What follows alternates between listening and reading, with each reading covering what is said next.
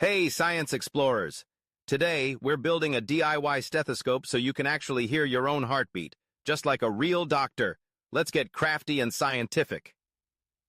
What you'll need: 2 plastic funnels, small size, fits ears. 1 longer plastic funnel, or a small plastic cup. About 60 centimeters of rubber or plastic tubing. Aquarium tubing works. Duct tape or masking tape. Scissors. Let's build it. Insert the 2 small funnels into either end of the tubing. These will be your earpieces. Attach the longer funnel, or plastic cup with a hole cut into the bottom, to the other end of the tube. This will be the chest piece.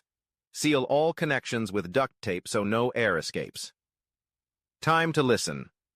Place the larger funnel firmly on someone's chest, or your own if you're flexible. Put the ear funnels in your ears, and listen closely. Thump, thump. That's the sound of a real human heartbeat. How amazing is that? The science behind it. A stethoscope picks up vibrations from inside the body. These vibrations travel through the tube as sound waves and go straight to your ears.